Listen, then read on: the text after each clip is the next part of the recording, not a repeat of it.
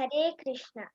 ॐ अज्ञानतिमिरान्धस्य ज्ञानाञ्जनशलाकया चक्षुरुन्मिलितं येन तस्मै श्रीगुरवे नमः। श्रीचैतन्यमनोभीष्टं स्थापितं येन भूतले स्वयं रूपकदा मह्यं ददाति स्वपदान्तिकं। वन्देऽहं श्रीगुरो श्रीयुतपदकमलं श्रीगुरून् वैष्णवांश्च। श्रीरूपं साग्रजातं सहगण रघुनाथनित्यं तं सजीवम् साद्वैतं सावधूतं परिजनसहितं कृष्णचैतन्यदेवं श्रीराधाकृष्णपादान् सहगणललिता श्रीविशाखान्वितांश्च। हे कृष्णा करुणा सिन्धो दीनबन्धो जगत्पते गोपेश गोपिका कान्ता राधाकान्ता नमोऽस्तु ते। तप्तकाञ्चन गौराङ्गी राधे बृन्दावनेश्वरी वृषभानुसुते देवी प्रणमामि हरिप्रिये। वाञ्छाकल्पतरुभ्यश्च कृपसिन्धुभ्येव च पतितानां पावनेभ्यो वैष्णवेभ्यो नमो नमः। श्री कृष्ण चैतन्य प्रभो नित्यानंद श्री अद्वैत गदाधर श्रीवासादि गौर भक्त वृंदा। हरे कृष्णा कृष्ण कृष्ण हरे हरे, हरे राम राम राम हरे हरे। हरे Krishna. My pranamas to my Siksha Guru, Sri Balagovind Prabhuji, his Guru, Sri Nadana Swami, and the founder Acharya, and the great visionary, the great enlightened soul, the Guru behind all these sessions, which can give us some enlightenment. His Grace A.C. Bhaktivedanta Swami Srila Prabhupada Gavarki. My pranamas. So let us start. Mataji, నేను మీ number add చేశాక మీరు ఈ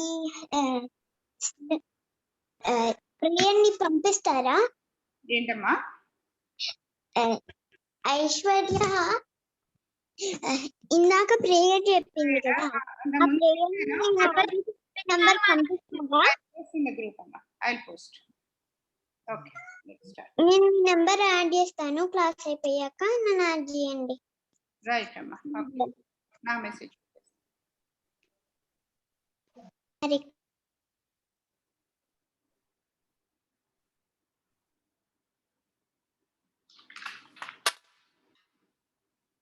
Hare Krishna.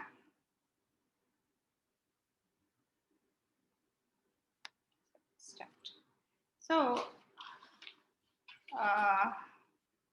So are you all following the classes regularly? You can chat now. Yes. So and when you are understanding these classes, are you sharing them with anybody? Any of your friends, mother, father, brother, sister? Are you sharing them with them?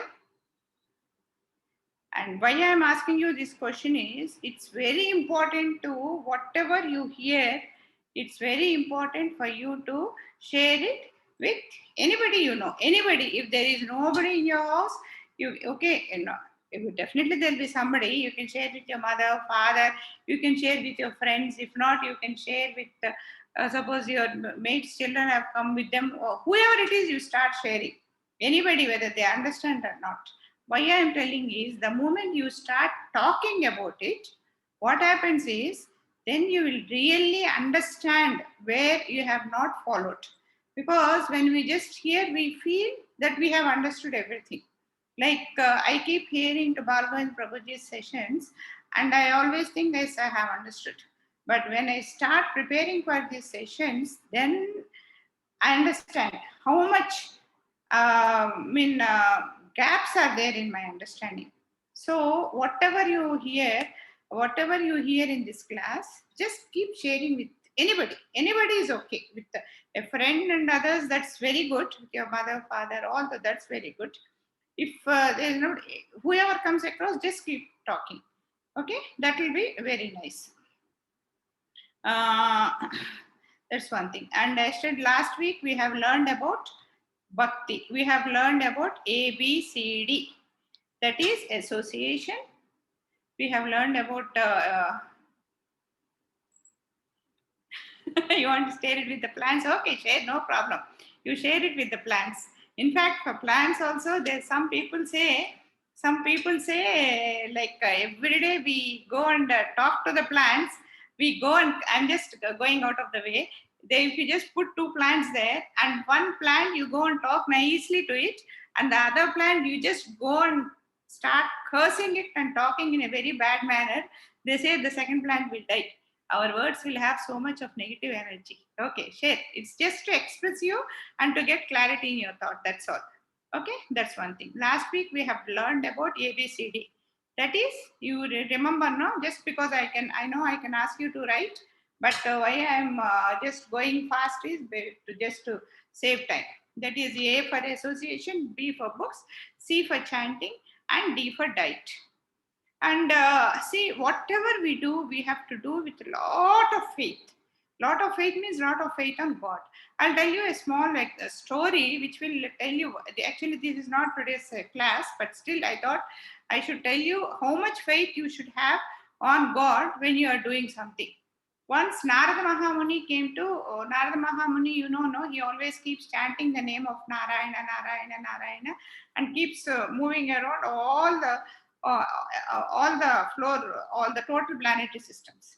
So once he comes to the material world and he goes to a Brahmin, and the Brahmin asks him, Narayana, you keep going everywhere. Can you, when you visit Mahavishnu, just ask him when I'll be going back to him. So he said, okay, I'll find out. Then from there he went to one cobbler comes across. So the cobbler will be sitting under a, what do you call that, Marichettu, not palm tree. Okay, and that big tree, and then he keeps stitching the chapel. That man also asks Narayana, when will I go back to Krishna? So in turn he'll say, okay, I'll find out. He goes to Lord Vishnu and then asks, when are these two people coming? Then Krishna says, it will take another lot of lives for the Brahmin, but in the next life the cobbler is going to come back to me. So Krishna, what he does is the Narayana goes back to the material world. And when he meets the Brahmin asks. Actually, this Brahmin I have not introduced properly.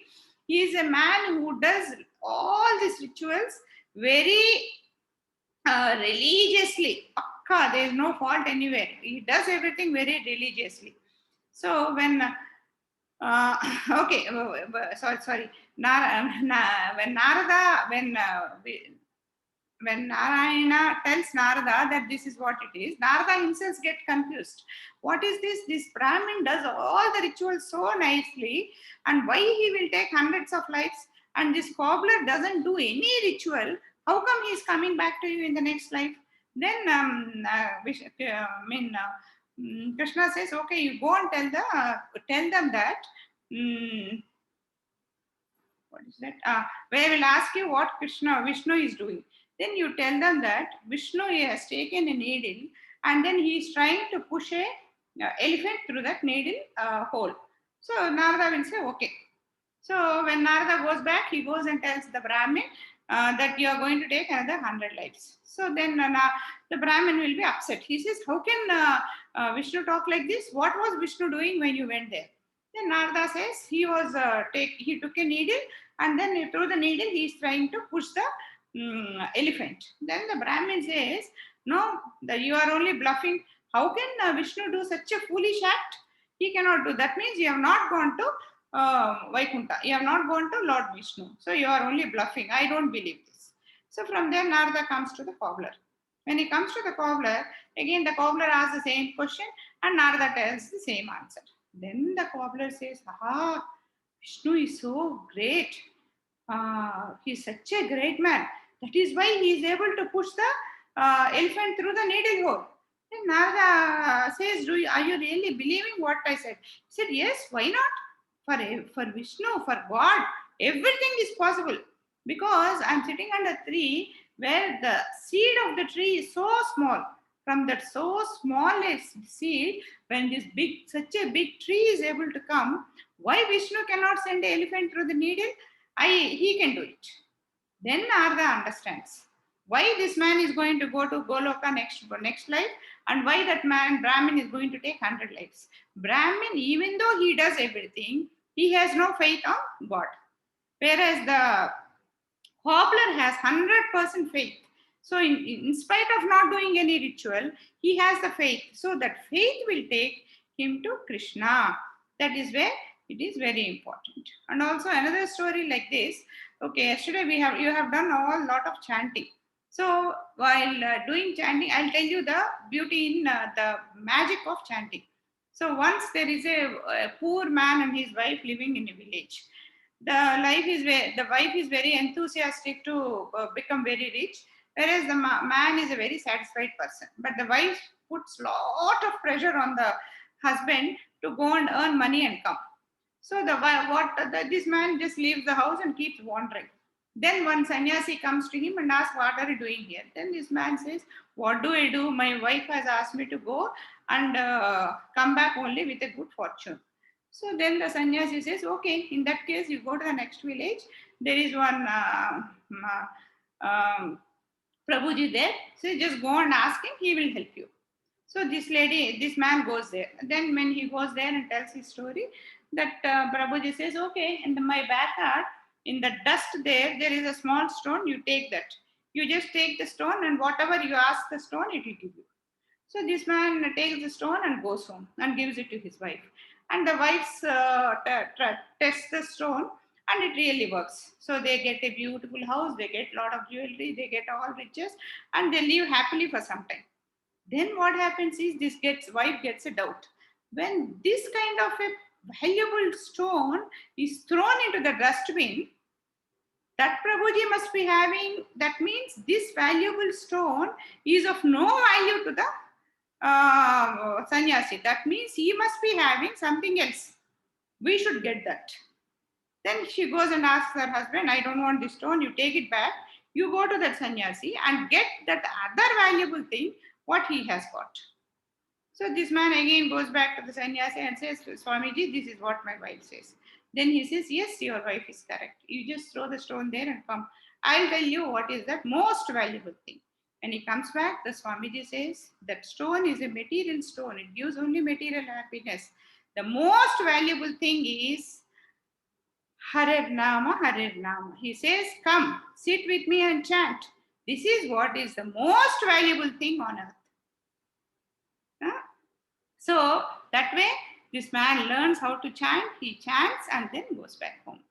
And so he tells his wife, "This is what it is." Then the wife also understands, and both of them keep chanting, do the rituals, and they go back to the Goloka. This is the beauty in chanting. When you are doing chanting, you should know what is the beauty in chanting. I am so happy that all of you are doing chanting. So it's very important, you should know what is the beauty of chanting. And that's what it is. Anyway, all of you, I really thank you very much for chanting. And the other day we have learned about Navavida Bhakti. In that we talked about Sravanam, Kirtanam and Smaranam. So Sravanam is hearing, Kirtanam is talking or singing, and Smaranam is memorizing.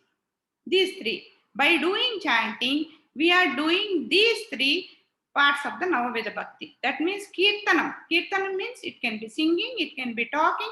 What I am doing is also Kirtanam now. I am not singing, but still I am saying, that is Kirtanam. So by doing Kirtanam, what we are doing it by saying Hare Rama, Hare Krishna, Krishna Krishna, Hare Rama, Rama Rama, Hare Hare. You are memorizing the name of Lord Krishna 16 times. So by doing that, you are doing Kirtana. And then when you are, why I have told you this is, when you are doing chanting, just don't sit silently, close your eyes and say it in your mouth. I have not told this last time. When you say the mantra, you should say it loudly so that you hear it. Whatever you say, you should hear it. There are two reasons for it. One is Ravana. That means you are hearing the holy name. And when you are hearing something, when you just close your eyes and keep saying within yourself, there is a chance that something else you will be chanting and the mind also goes somewhere. So if you put your mind on what you are saying, that means if you apply your mind on what you are repeating, then what happens is your concentration increases and you are hearing the Krishna's name. That means two are done. At single point, two are done. And smarana means memorizing. When you hear and say this chanting for a lot of times, after you stop the chanting also, the same thing will be running behind in your mind. That is smarana. So here you are doing it 3 times. And one more thing is 108 times we are doing chanting. Why 108 times? Why 109 times? Why 110 times? So that 108 also, it has got lot of sanctity. Actually, this 108, to understand the importance of 108, we need a separate class. I think we are already losing time. Actually, I prepared a little bit for that also. But I think later when I start taking on various other issues, I'll take the class on why 108. That is also important. So from today, when you do chanting, do it loudly. Loudly means not shouting. You should say Hare Krishna, Krishna Krishna, Hare Hare, Hare Rama, Rama Rama, Hare Hare. That means what happens is you are able to hear what you are saying and you are not causing any disturbance, but a good vibration is going around. At that tone, you should say, not sit silently, close your eyes and sit.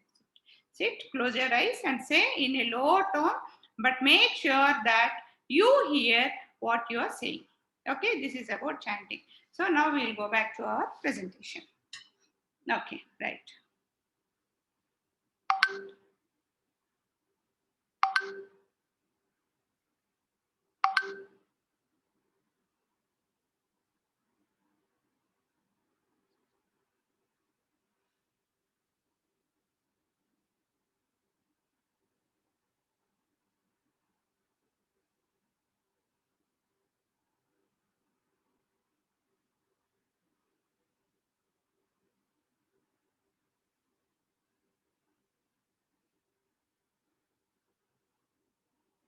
Yeah. Are you all able to see? So this is where we have stopped last time. So to use mind in thinking of Krishna is as equivalent as to engage body in the service of Krishna. This is what we learned last time. That means thinking of Krishna, that is smaranam, is also a service. Always think about Krishna. Whatever you do, you only think about Krishna. This is what where we concluded last time. So we have completed all the 5 sessions. Now we are in the last session. Now we know who we are. We know that we are soul. And why for me? We know this is all happening for us because of the karma. And does God exist and who is God? We learned that it is God exists and it is Krishna. And we also learned that the real knowledge is the topmost yoga, learning the topmost yoga, and that is Bhakti Yoga. And what is stopping us from getting this Bhakti is our Trigunas, and that we should improve our Trigunas. Now we know all these things. Now we should know from where to get this knowledge. We only know the headings till now. So we should know exactly all the information. Who will teach us all this is today's class. Who will teach us? It is a guru. Who is a guru? So today we are going to learn who is a guru and how to acquire spiritual knowledge from him. This is what we are going to learn today. So today our session is going to be on how to acquire spiritual knowledge and who is a guru and what are the 4 pillars of spiritual life. These 3 we are going to learn today and tomorrow. Okay, right. So where are we?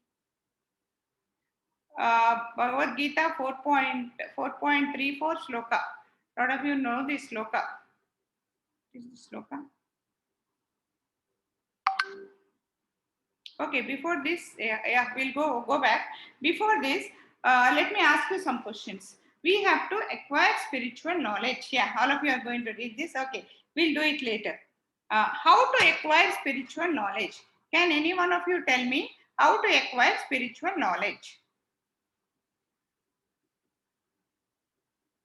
Yeah, she's asking me, Bhupat Sharansa is asking me why 120, why only 108? Yeah, actually I thought of telling you today, but I'll tell you, I'll take a separate class for it because it's a quite a big subject. Lot of information is there in that. I will tell you. I'll definitely tell you in the maybe after 3-4 classes. Okay. Actually, I have prepared also, but still I thought lack of time. I'm not telling you. Okay. So please put it in the chat. How can we acquire spiritual knowledge from a guru? Last year. Okay. Only from a guru. Anything? Any other way? By finding the right guru. Okay, that's fine. Parents, very good. From guru. Okay. Because you know what the today's session is, you are telling guru, guru, guru. Just just don't think that you know what is today's session, but just think and say how can you. From controlling mind you can't get spiritual knowledge. From parents, okay, but are you sure your parents are totally not from books? Good. Siri, good. From books. That is one answer. Okay. And what else? From books. Yeah, Bhupati. Yeah. So from spiritual books, we have to get the knowledge. Then, in which case, how are you getting your material knowledge?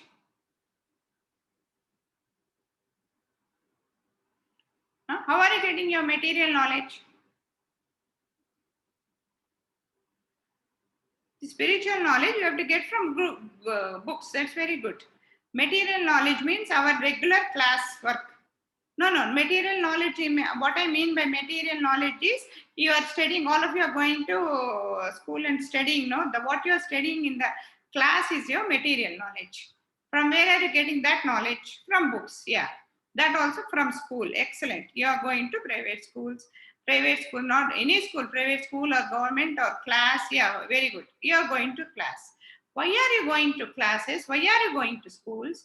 You can as well buy your class books and sit in the house and study. Why are you going to the school? Why you should go to school? When the pandemic is also there, why somebody is trying to teach you to learn? That's fine. But you can as well open your 10th class books, 9th class books, 8th class books, and then you can read. Why we should go to a school? That's the question here. To learn is fine because we need someone to guide us. That's fine. It's not guiding. See, when we read a book and try to understand that book, what happens is, yeah, to understand clearly. Very good. That's right. Actually, when we go to school and when the teacher explains it, what happens is there are two benefits. One is it will be easy to understand, and we understand it in the right way. In the right way means when there is a sentence, we can give different interpretations to it. Like we say a glass is half filled. Somebody will say the glass is half empty, and the third person will say the glass is half filled with water and half filled with air. All these statements are correct, but what is correct is to be told by a knowledgeable person. So when such a person tells us, it will be easy to understand and then do it. That is what it is. And one more thing is, acquiring spiritual knowledge is different from acquiring material knowledge. Material knowledge is much simpler to understand when than spiritual knowledge. So that's how it is. And now we are going to comfortably, why we all went to school, studied through daytime, and evening we come back home and we get all the pampering of our parents and everything, whatever we know, we keep getting it. But in the olden days, it was not like that. Once they get a certain age, like now in the second year, third year, they're putting them in the schools. Those days, it was not like that. After they grow a little bit, all the children were not going to day, they were not day scholars, they were all hostels. That means they go to Gurukula. It can be the son of a king, it can be a poor man's son, whoever it is, all of them have to study in the same Gurukula. That means in the same Gurukula, what is common there? They all, Gurukula means there won't be any big buildings, there won't be any air conditioners, buses, nothing. It will be a hut, it will be an open space, and the Guru makes them sit under the tree and then he teaches. That is the way to learn. Because, and even the teacher, the Guru, makes them do small works. because working for somebody else gives us humbleness and humility. Hmm? And because when we work for somebody, we won't be arrogant. We know that we have to listen to him. We have to obey them. That's how it goes. So in the Gurukula, all the children, let it be the son of a king, let it be the son of a poor man, like to say in our language, like the children who are studying in government schools or in the international schools, parents are different. Both their children have to study. If they go to Gurukula, they'll be given the same dress, and then they'll be made sit under the trees and then study, and in the night they have to sleep on the floor. Only that way we get the right knowledge. That's how it is. Okay. And also, like today, we decide what we want to study. In olden days, it was not we who decided what we want to study. It was the guru who guided us. I don't say he dominated and decided. The guru, all those days, the children had all the freedom to learn whatever they want. Like even Krishna and Rama went to Gurukula. It is, we consider them as gods. Even those gods, they always set an example. They also went to Gurukula, and they also studied. That's how it was. And before starting the actual education, what Guru used to do is first stay with them for some time, and then Guru used to understand what their talents are, what this man is good at, this boy is good at. Guru used to understand, and also he used to understand what his interests are and what his talents are. That is how he used to do. Like that is the reason why, like we know Pandavas. We know Pandavas. They are 5 brothers, and we know Kauravas. They are 100 brothers. All of them are put in with the same guru. When they are put with the same guru, the Dronacharya, what happened is he has evaluated all of them.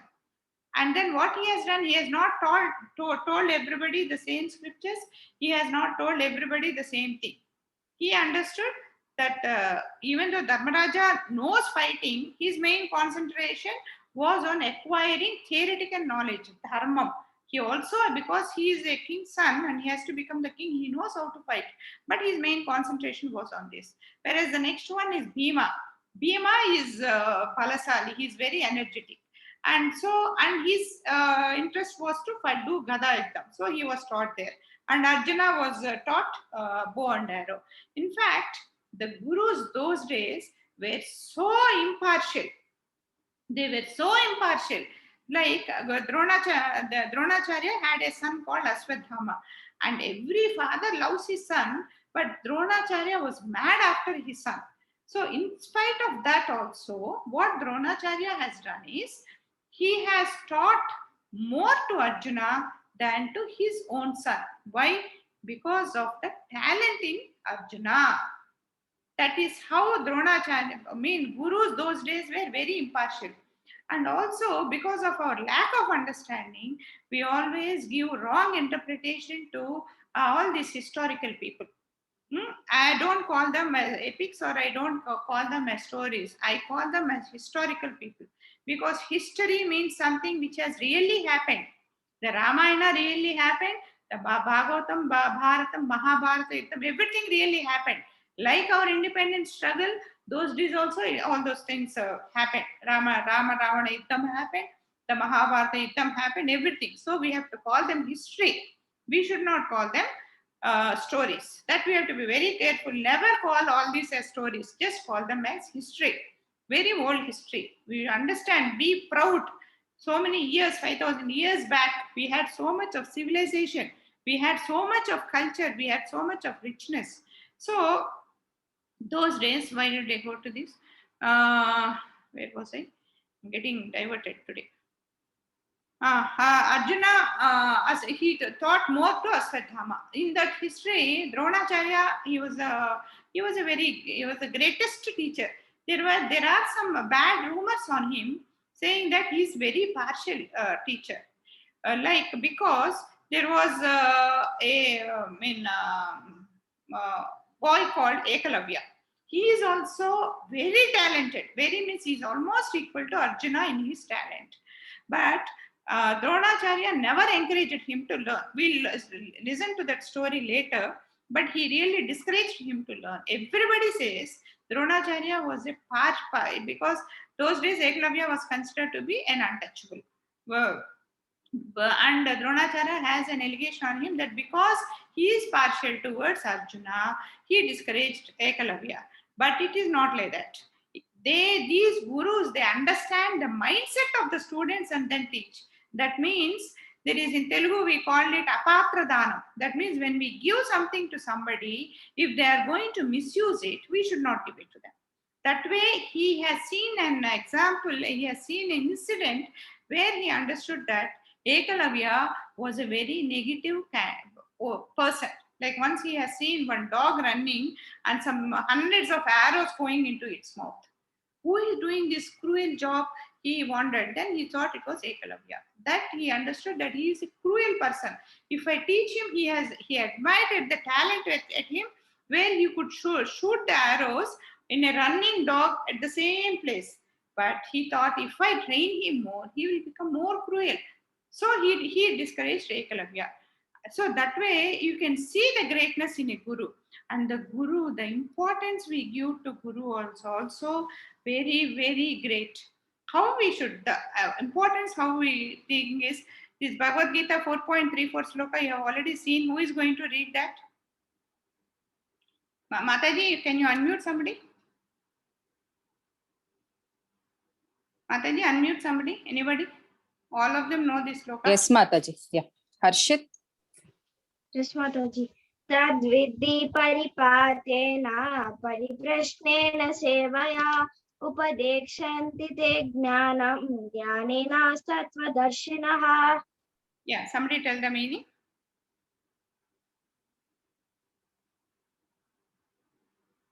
Mataji, just unmute somebody. Chaturya.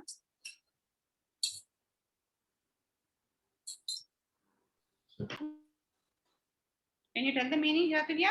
You are an SSP student, no? Chaturya. Okay, I think she's not there.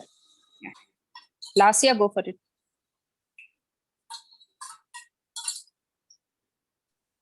I have not given. You should Yeah, know. Lasya. Don't know the meaning? Somebody else, Mataji.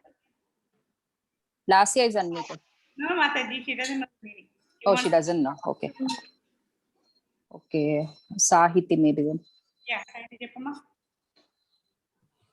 Hare Krishna Mataji. The meaning of this shloka is that we should try to learn by approaching a spiritual master and inquiring with him and inquire from him submissively and render service unto him. The self-realized souls can impart knowledge unto you because they have seen the truth. That means this sloka tells us how we should approach a guru. We should approach him, with total submissiveness. If you know something also, we should not show it in front of guru. If whatever guru says, we have to accept. And why? Because the gurus are self-realized souls. That means they know what is right, what is wrong. So as they know, they will impart, they'll give the knowledge to us because they have seen what is truth. Like in the lighter vein, and I'll just tell you a small thing. Two children go to one guru, like this material world. So when the first boy says, sir, I don't know anything. This music, I just don't know anything. Can you teach me? So then the master will say, okay, I'll teach you. You pay me 100 rupees per month. So that boy is very happy. The second boy comes. He says, sir, I know a lot of things. I know this. Now, how much will you take from me? Then the sir will say, you pay me 500 rupees. This boy will be surprised. I know a lot of things. Why are you asking me more? Then the guru says, the first boy is a clean boy. It's a white paper. It's easy for me to write. And you know so many things, half. So you'll get more confused. So I have to clear whatever you know and then teach. So that way we should never go to a guru saying that I know all this. We should always go to the guru with most respect, and we should never ever mean show any arrogance on the Guru. So, like these Gurukulas, whatever we talked about, are institutions. The way we are going to our schools now, those days, they are institutions. And from the Guru, we can always learn morals, we can ethics, humility, compassion, care, and unconditional love. We can always learn from them. Then and also we should also okay, those things will come. See, these people, these Pandavas, Kauravas, Krishna, Rama, those days, all these great souls, they were so grateful to the king. I'll tell you how grateful they are. You know Draupadi, Pandava's wife. Now she underwent the maximum troubles what a lady can undergo in her life. She has faced. Like she was, people tried to disrobe her in the Sabha when there are thousands of people in front of them. Then also the Guru Dronacharya was there when he never stopped. And also after the Mahabharata Yuddham, Dronacharya's son comes and kills Draupadi's 5 sons. When he kills Draupadi's 5 sons, what should be the mental status of Draupadi? She should be totally unhappy. She should mean immediately she has got 5 very ferocious and great husbands. So what she should do when Bhima comes and says, I am going to go and kill that fellow now. Then she says, no, don't kill him. You know, everybody will be surprised there. A lady who has got 5 sons, and all the 5 sons, they were not killed in the war. If they were killed in the battlefield, that's okay. While sleeping, they're quite young children. While sleeping, this boy came and this Dronacharya's son came and killed them. It is such a cruel act. In spite of which she says, don't kill them. Why don't kill them? Because they are our Guru's sons. Whatever it is, we cannot cause any harm or any hard feeling to our Guru. That is the kind of respect those people, all of them had. So we should understand that. So that is how loyal we should be to our Guru. Okay. Next.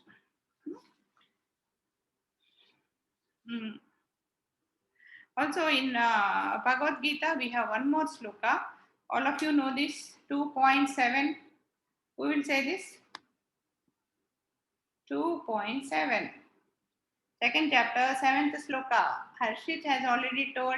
Yeah, last. Mataji, can you unmute somebody? Kaivalya? Yeah. Yes, Mataji. Yeah, go for it. 2.7. I want a little hint. She wants first word, it's in Mataji.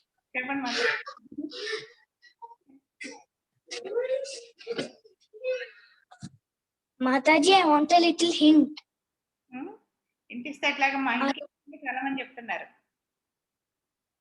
First word, Ivna Mataji. Karpanya. Karpanya doshopaita swabhavah. Karpanya do.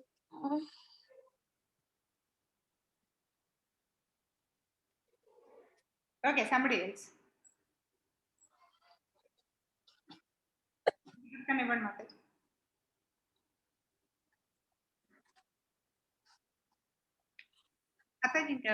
Chaturya. చెప్తావా సరి?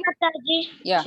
కార్పణ్య దోషోపహత స్వభావ పృచ్ఛామి త్వం ధర్మ సమ్మూఢ చేతాః యచ్ఛ్రేయస్యాన్నిశ్చితం బ్రూహి తన్మే శిష్యాస్తేహం సాధిమాన్ త్వం ప్రపన్నం. Hare Krishna. Very good. Who will tell the meaning?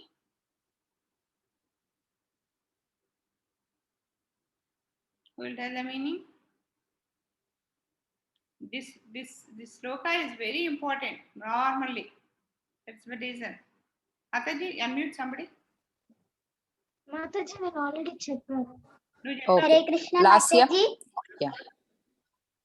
Yeah. I am confused about my duty and have lost all compose because of weakness in this condition. I am asking you to tell me clearly what is best for me now. I am your disciple and a soul surrounded unto you. Please instruct me. Yeah, this sloka is told by Arjuna in Mahabharata Yuddham. So, until Arjuna surrendered to Lord Krishna, even though Arjuna and Krishna are very close friends, very close relatives, Krishna never revealed the knowledge of Bhagavad Gita to Arjuna. Only when Arjuna surrendered to Krishna, Krishna has told. So, from this, we should understand that even we should surrender to our spiritual guru. This is one thing very important. So, that's what it is. So, guru. Why guru? That is. Now, okay, there are three ways of understanding this. I'll go fast because we have already covered this. We lose time. One is we know when we were trying about who is God, we learned this. What is Pratyaksha Pramana? The second one is Anumana Pramana. The third one is, what is the third one? Sabda Pramanam. The first one is Pratyaksha Pramanam is with our limited senses. We understand with our senses that is limited. That means when we try to get knowledge using our senses, they'll be very limited. Or similarly, when you try to read from books also, we understand very little. Anumana Pramanam through inference. That means, okay, this could be this could be this, because 2 times this happened, right? The third time also it happened. If it happens like that, it is through inference. Sabda Pramanam, from a bona fide authority. So here, if you hear from a bona fide authority, then there is a very good chance that what we are hearing and understanding is clear. So here we have to infer that the bona fide authority is the guru. How do we know if a guru is a bona fide representative of God? So this also, okay, every guru will claim that I am a bona fide authority. Every guru will say that. So we should first understand how if he is really a bona fide authority or not. Like the first thing is their opinion does not change with new facts. Like why the difference, what I am telling is we have talked, because most of the things what we talk today are what we have already talked. So I'll just go fast because the scientists are also great inventors. They invent a lot of things, but as they keep inventing, their facts, whatever their opinions, keep changing. Like the best example we have taken is once upon a time we were thinking that the earth is flat because that's what the scientists thought. It is only our scriptures which was always saying Bhugola, Bhugola, that means the earth is round. So that way, and in scriptures never there was a confusion that why the earth is looking so flat, why it cannot be flat. That kind of a thing, it never happened. That means the guru, because he is well versed, he's 100% knowledge, he will never get confused and his knowledge will never change with with various things. Teaching should have stood the test of time. That means as time passes, the teaching should not change. Like one kind of teaching in Satya Yuga, one kind of teaching, not actually yugas, as time passes, the concepts, the truth, the actual thing, like Ekadasi, from ages we are following that if you do fasting on Ekadasi, it's very good for health. So this is what we are learning. Every guru tells this from various thousands of years. But in between, people like us, ignorant people like us, said, this is all rubbish. Why we should fast at all? It's not good. But gurus, they have the knowledge, and they will never, they will never agree for it. And they are never proven wrong. This also we have already discussed. Then the next one is who is a guru? This we should understand. He should come in a disciplinic succession. That means a guru, nobody just like that, by reading some books or something like that, he cannot become a guru. A guru should come in a disciplinic succession. So disciplinic succession means our guru should have a guru. That guru should have a guru. That guru should have a guru. Like that, if somebody says, who is your guru? We should be able to say, if somebody asks me, who is your guru? I'll say, it is Bhagavan Prabhuji. And I can, and who is his guru? And immediately I should be able to say, it is Radhanath Swami. And if I say, who is his guru is Prabhupada Lavaru. And if you say, who is guru, like that, it keeps going, and it goes back to Krishna. Why it goes back to Krishna is, as Krishna has told us, the total we have studied, the total knowledge has come from Krishna. So who is the main guru? Who is the person who gives the knowledge is guru. So whatever we have learned should come in a proper succession. So everybody, if somebody says, I have no guru, I am a self-realized person, we can simply ignore, because it's not a magic. Only God can create. Knowledge just will not come and flow into my mind. I cannot say I was just sitting and sleeping, or sitting like this. One day suddenly a big coconut fell on my face and I got all the knowledge. To say that it's all meaningless, it cannot happen. So that way we should be very clear. When you want to go to a guru, find out, it can be anybody, but be very clear that the guru is very clear about the hierarchy, and the top should be Krishna. From there, actually, there are 3-4 sects also, bifurcations also. I am not saying only this, but this is how it should go. This is very important.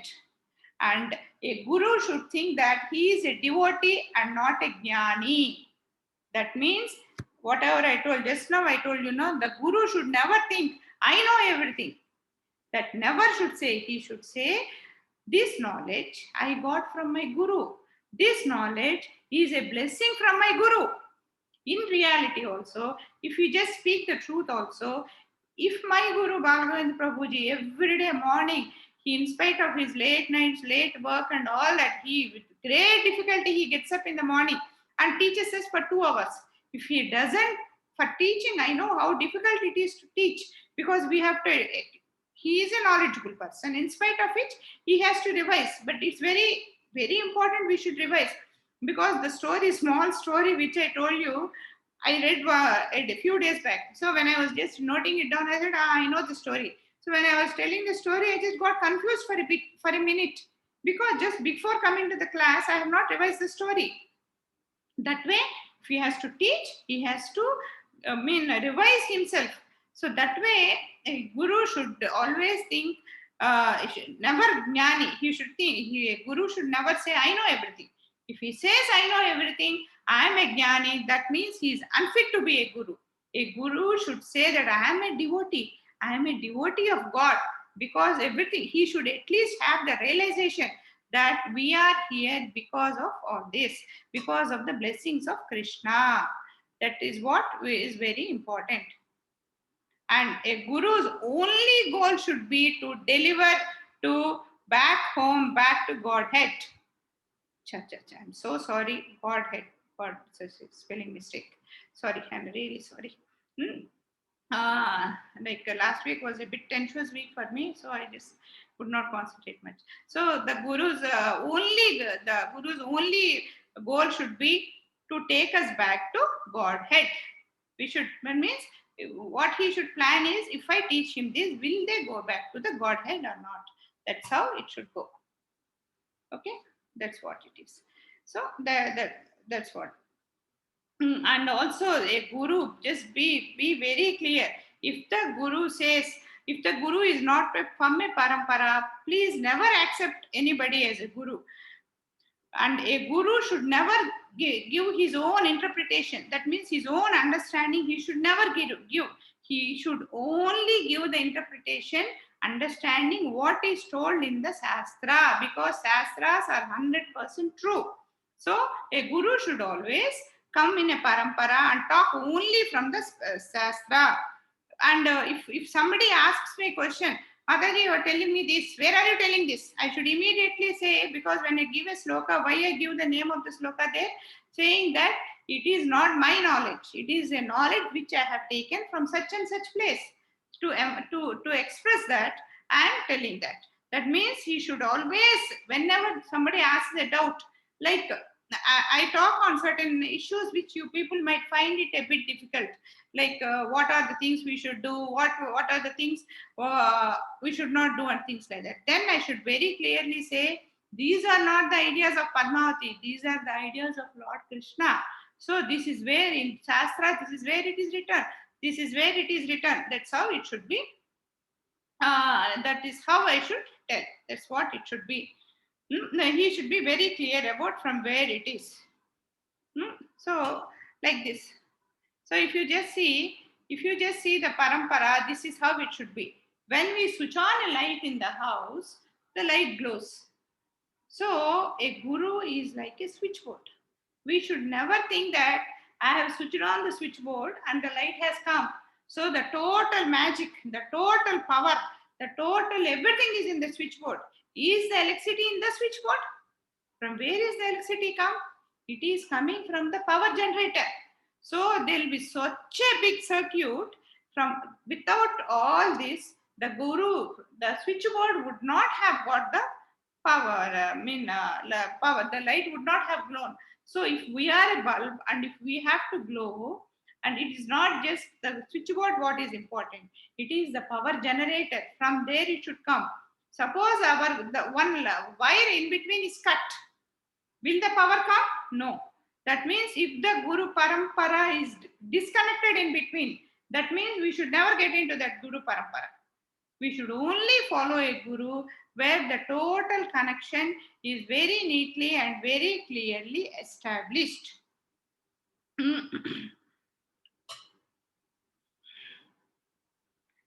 And any instruction given by a Guru should 100% be followed. And also the best thing, this Sabda Pramana, what we have realized is, it is very easy to, because they are all realized souls, they have already understood everything. When they say something, we again need not work on it. We again need not, what we call this, research on it. We can simply take it. So that way it is saving lot of time of ours. See, Bhagavad Gita, because it's Prabhupada Varu has rewritten it so neatly, we are happily opening it and reading. Otherwise, what would have happened? To understand the Bhagavad Gita itself, we should have pulled our hair, and understanding Bhagavatam and others would have become impossible. That means realized souls have already put everything there. So we should adopt them as our gurus and we should continue. And like Krishna, if you just want to know little, Krishna has given it to Surya, and Surya is Vivaswan, the Manu Guru, and sun god, from there to Manu, who is the father of mankind, and like that it keeps coming, and finally it has gone to Chaitanya Mahaprabhu, and from there again it has come down, and now it has reached us. So if I disconnect myself from Balgo and Prabhuji, I should not talk all this. You should not, rather I should say, you should not listen to me. Only when I am in connection with my Guru, only then you should listen to me. That is very important. Okay. Also, so here, and one more thing. When we talk about Gurus, one thing we should understand, in our Sastras, the greatest thing, actually today I want to close today fast, because I have one more session, club meeting. So I'll just tell one or two more points, and balance we'll continue tomorrow. Like one important thing I want to say, which we have never covered, like we have this Varnalu, which actually for the translation of Varnalu in English, it's not there. But we so interpret it as caste system. So it is not actually a caste system, because I am a person who does not believe in caste system, because I don't believe. I always from my childhood believed that it is the attachment what we have with the others is what is important, and it is the goodness in others what is important, but not caste. That's how we should go. And here in this Varnalu, what our scripture says that there are 4 categories.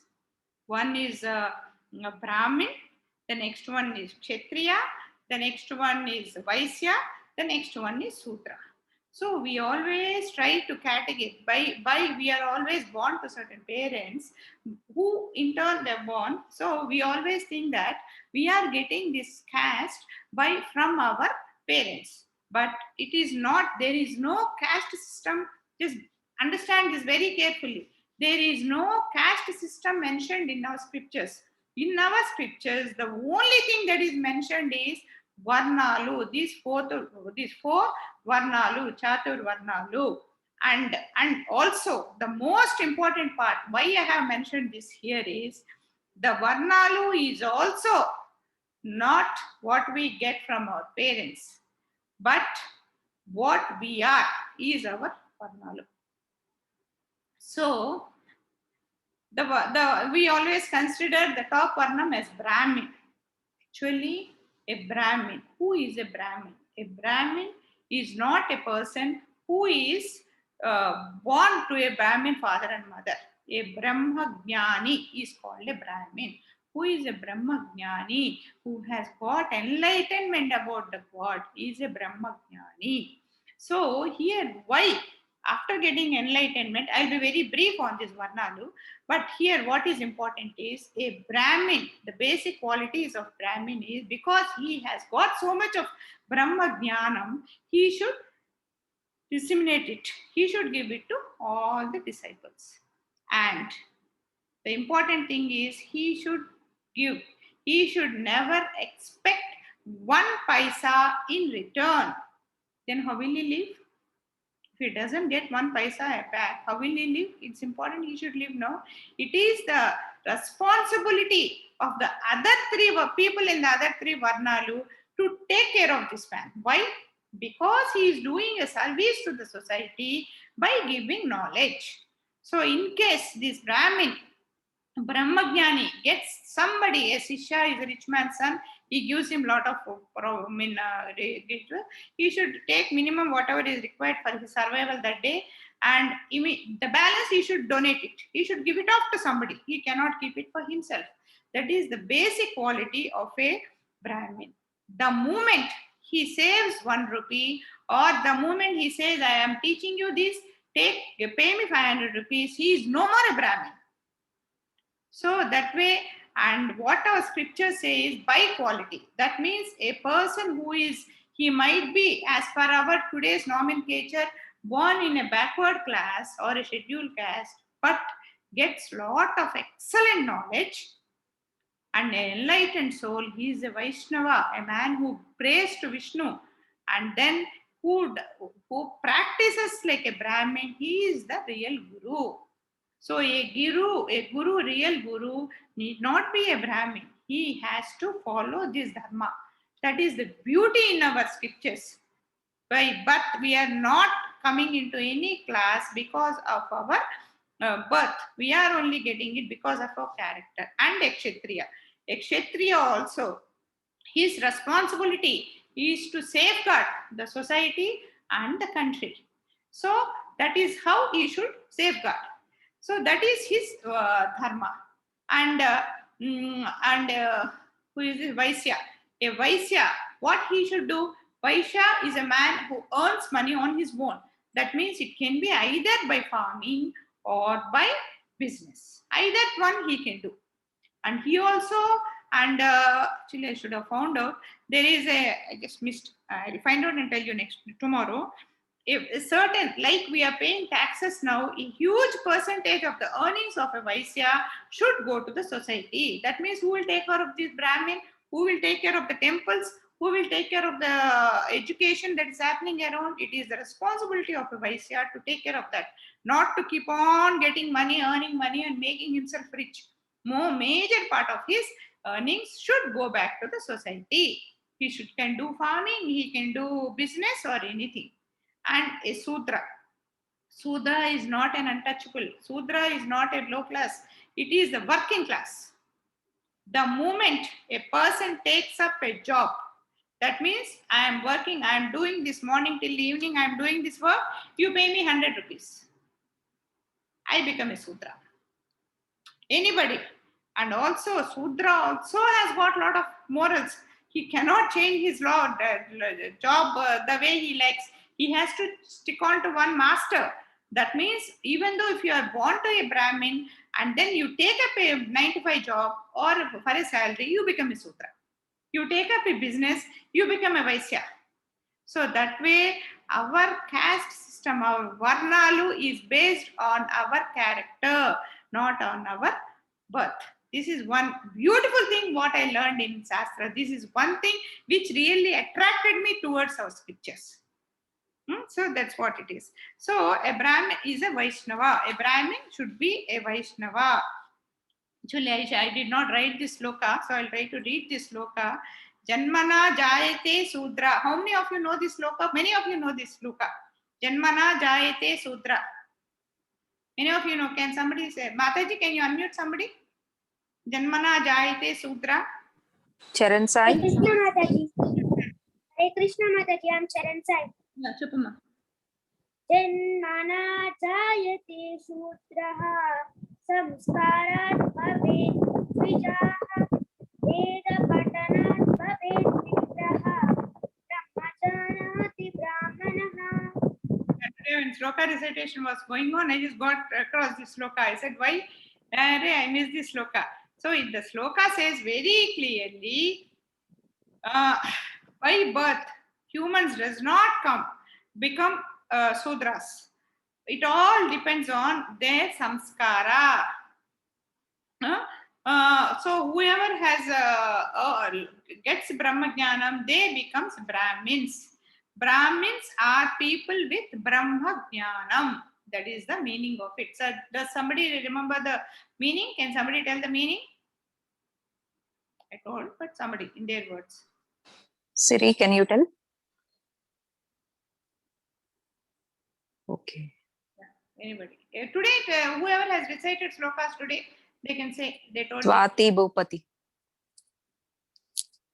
Today, whoever. Swati? Swati Bhupati is this one. Mataji, I'm not Swati Bhupati. I have rejoined, so it's coming as Swati. I'm Brinda Bhupati. You Okay. Group now. Today, did you do a sloka recitation? Today. No, Mataji. Why? Today, nobody has. After this class. Okay, today nobody has recited slokas. Okay, anyway, I have told you the meaning. It is the character that gives us the thing. So, like whoever is born by as a Sudra, God never treats him in any way. And also, I tell you the story of one Sudra, how important he was to Krishna. His name was Kanchipurna. He is by birth, he is like a Sudra, but a great devotee, an untouchable person. And he used to serve Varadaraja. Now, with this, I'll just close today because I have got something else. I just want to tell how important it is to serve a guru. Then we'll continue tomorrow. So, what happens is he is so close to, he does devotion to Varadaraja so intensely that even the God loves him, and both of them used to talk daily. So, and in the city, everybody knows that they talk with each other. But this Kanchipurna was a very humble man. He was very humble. So, and in the city, everybody knows they talk. So, one day, one person asked him, Kanchipurna, please go, when you talk to God, please ask him when I am going back to Godhead. So, this Kanchipurna goes and asks Krishna, Varadaraja. Varadaraja said, oh, that man, I am taking him this birth. So, he goes and tells. So, that fellow was very, very happy. So, when he was jumping around, what happened is, everybody asked, why are you so happy? Then I asked Kanchipurna, when I am going back to Godhead. He went and asked Varadaraja. Varadaraja said, I am going back in the next life. So, next morning, there was a big queue in front of Kanchipurna's house. Everybody wants to know when they are going back to Godhead. Right? So, what happened is, so this man, Varadaraja, Kanchipurna goes and asks Varadaraja, Swami, when are all these people going? He says, all of them are, because they are all born in such a sacred land, all of them are going back. Then this fellow gets a doubt, Kanchipurna. Okay, Swami, all these are going very good. When am I going? He says, no, you are not going. You are here only. then he gets upset. What is this, Swami? They are not real devotees. I am such a devotee. I serve you so much, but still you are not taking me home, and you are taking them. Then God tells him, see, all those people have a guru. They are serving guru. Only when we serve a guru, then only we will get the actual spiritual knowledge. Only with that knowledge you can come back to Godhead. That is what Varadaraja tells. Then Kanchipurna leaves the place, goes and serves one guru for some years, and then comes back. Then Varadaraja said, yes, now you know what knowledge is. Now you know how to behave. So now I'll take you back home. God, I'll tell you another small story. I'll tell. One day in the forest, one cow keeps gazing in the forest, and one tiger comes in, runs behind. Both of them keep running, and both of them fall into a pit. So that is what we call this ubi. It goes slowly, keeps sinking. So both of them could not come out. So in the evening, what happens is this tiger says, "Okay, we both of us are going to die." Then the cow says, "No, I will not die." Why? Then the cow asks the tiger, "Do you have a master?" Then Guru. Then the animal says, "I am the king. I am the king of the forest. Why will I have a guru? I will not have." Then the cow says, "Then you are going to die. I have a master. I have a guru. My guru will now keep searching for me. Where is this fellow? He has gone, not yet come.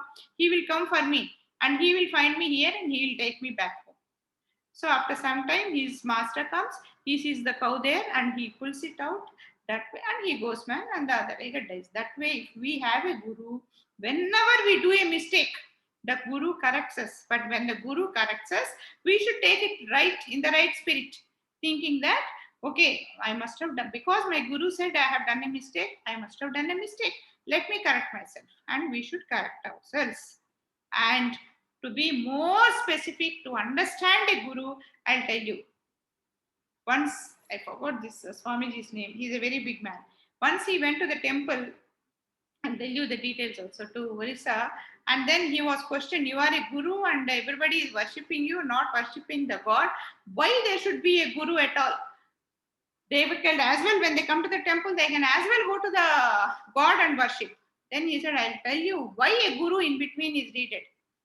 There is a fire there. Can you go and touch the fire, or can you go hold the fire in your hand? Then they say, no, it cannot. Then he says, get me a candle. They get a candle. Now you go and light the candle. They light the candle. Now you hold the fire. Then they hold the fire. They hold the candle. So where is the fire now? I am holding the fire. But previously, if I wanted to hold the fire like this, it burns me. But if I hold the fire with the candle, it will not burn me. That simple is to explain you what a guru is. It is that simple. To go and hold the God, it is not that simple. You cannot. Our capacity is not enough. But we can do it with the help of a candle. That way, if Guru is there, he will tell us. Anyway, so I'll have to leave today. So we'll do one thing. I will see all this tomorrow. I'll just show you one video of our favorite Amarendra Prabhu's, and then all this we'll see tomorrow. Okay? Okay, just hear to this. Hare Krishna. So the question asked is, who is a real guru? The scriptures describe the importance of having a guru in one's life. Even as a student, we find that to learn academic knowledge, or to learn different art forms like dance, music, etc., you need a teacher. You need somebody who lives with you, who corrects you, teaches you, and inspires you to pursue that. Similarly, on the path of spiritual life, we need a living spiritual master or guru who guides us on this path of pure devotion. Sometimes people also ask that why should we have a guru in the middle when it's only between me and God? I would like to narrate a small story in this regard. Oh, this is what I've heard. The great saint Guru Nanak once went to the temple of Jagannath in Puri, and he was singing songs glorifying his guru. So there were a couple of devotees standing there, and they were thinking, why is he doing that in front of Jagannath? Why should we have a guru in the first place when we can directly relate to Jagannath? Of course, they didn't ask him anything. They were just discussing and gossiping why the saint is doing that. But when the saint came out, he had his disciples serving him, washing his lotus feet, and submissively hearing from him. When they saw that, these two devotees of Jagannath, they couldn't take it. They said, this person is glorifying a guru and is also taking service from his disciples. Why is all this needed? Why not just directly serve Jagannath? Why do we need this? So they went and challenged the saint, Guru Nanak. So Guru Nanak, of course, it's a long story. I'll cut it short to the essence. Guru Nanak gave them a small task of touching fire. So they tried touching fire, but they said, finally, it's not possible because we would end up burning our hands. So then Guru Nanak told them to use a matchstick or a candle, so to speak. So now using that intermediate medium, they could touch fire. And now they were holding a medium which could touch fire. So now Guru Nanak asked them, are you still in contact with fire? They said, yes. Guru Nanak said, previously when I told you to touch fire directly, you couldn't. But now when you're using a very nice, viable medium, which can touch fire, you're able to touch fire. They agreed, but they couldn't see the relevance of this example to their question. So Guru Nanak said, when fire, which is a material element, cannot be touched by us, what to speak of the Supreme Lord who is completely spiritual? He is described as Koti Surya Samaprabha. He is as effulgent, as bright, and as hot as crores and crores of the sun. Koti Surya Samaprabha. So when we are traveling in the car, we look at the sun and we have our goggles because we can't even see the sun rays eye to eye. What to speak of someone who's as effulgent as crores and crores of suns? So he explained that we trying to touch fire is like we trying to approach God directly. So it's never possible. But when we have a medium which we can touch, and that medium can touch fire, then we can hold fire. So the presence of Guru is so important. That Guru who's completely bona fide. That Guru who holds Krishna in his heart. So when we approach a Guru who's a medium, who approaches his Guru, coming in a very nice, bona fide, disciplic succession, starting from Krishna and coming towards us, then we get this perfect knowledge. It is very sad that in the present generation, we have so many people who are misguiding the general populace because people are ignorant. So therefore, they're not aware of who is a Guru, what are the symptoms of Guru, what are the qualities of Guru. So anyone who comes in saffron robes and has a beard is taken as Guru. So the scriptures talk about specific qualities of a bona fide real Guru. Gu shabdastu andakarasyat, ru shabdha tama nirodhaka, andhakara nirodhitva guru itya vidhiyate. The Advaya Taraka Upanishad explained that the word Guru is made of two syllables, Gu and Ru. Gu shabdastu andhakarasyat. This syllable Gu means darkness or ignorance. Ru shabdha tama nirodhaka. The syllable Ru means he who removes this darkness. So Gu shabdastu andhakarasyat, Ru shabdha tama nirodhaka, andhakara nirodhitva guru itya vidhiyate. So he who's actually able to open your eyes with the torch of spiritual knowledge and completely dispel or destroy the darkness of ignorance. What ignorance? The ignorance of the absolute truth.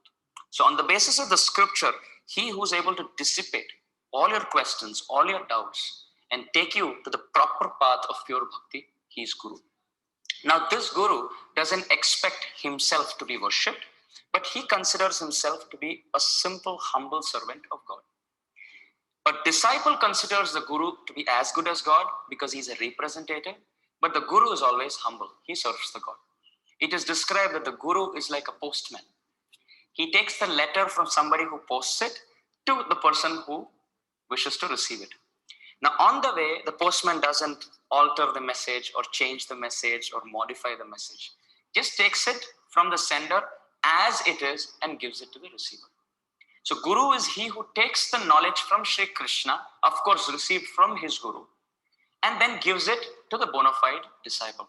So in this way, this Guru This is the main principle of Guru Tattva. You have to be transparent, you have to be a pure devotee of the Lord, and completely desiring nothing for the self. Such a spiritual master is clean, he's pure, he's humble, he's tolerant. He sees the wealth of others as good as stone. He sees the wives of other man as good as his mother. He respects and loves everyone because he loves Krishna, who's the source of everyone. He is very compassionate, very forgiving, very forbearant, but at the same time, ready to dispel all your doubts at all costs. So we have to be very, very fortunate to approach such a spiritual master. And the way we can do it is pray to Krishna. So when we pray to Krishna, Krishna sends a proper representative in our life. So I hope those who are seeing this and those who desire to have a real spiritual master in your life, may by the mercy of Guru and Gauranga, you get such a real spiritual master. Thank you so much. Hare Krishna. Hare Krishna. So as always, is small and these speeches are 100% informative. So that's what it is. So we'll stop here. So this is where Krishna, sitting in front of his Guru, along with all his friends, is trying to learn his knowledge. Okay, right.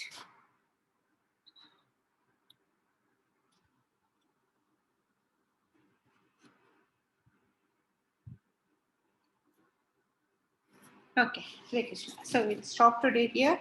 Any doubts? If any one of you have got any doubts, just please ask. Otherwise, tomorrow. Lot of class. Yeah. I think there's one more class, Mataji. Somebody is tomorrow. Shall we start half an hour early at 3:30? I heard there is some classes there at 5 o'clock. Yeah. Huh? We'll start at 3:30. It's okay, because Mataji, Sumna Mataji. Okay, Mataji. Yeah. Even Bhagavad Gita, when we start, we'll have it from 3:30 to 5, Mataji. Okay. No. Yeah. Yeah. So this week, actually next week also, Balgand Prabhuji is planning to start some 18 days Bhagavad Gita class. So he said, I'll tell you the time when next week you should have the class. You please Okay. announce that. Anyway, tomorrow we'll have class at 3:30. I'll announce that in the group. Anyway, if there are no more doubts, we'll close it for the day. Okay? Right. Hare Krishna. Did I miss? I have a feeling I'm missing something. I don't know what I'm missing. Anyway, tomorrow. Mataji, a few words. Very beautiful session, Mataji. This is the first time what I'm attending. So I like your session and the way you have explained to the kids, because it is very important how we convey them the message. You know, the generation gap should not be there when we share some message. So that's really good. And the way you presented the slides and all, everything was very, really very informative and very good, Mataji. Really, we have to learn so much from you. Thank you so much. Yeah, she is Minusha Mataji, who has joined our group recently. And from next week, when Bhagavatam, after that week, Bhagavatam starts, myself and Minusha Mataji are going to tell you small stories every week. Stories in the sense like this. I told you, I just want to say why 108. Things like that. Information only, but in small half-an-hour things. So she will also share with us. She is also a very knowledgeable lady. Hare Krishna, everyone. Thank you so much, Mataji. Thank you for the opportunity.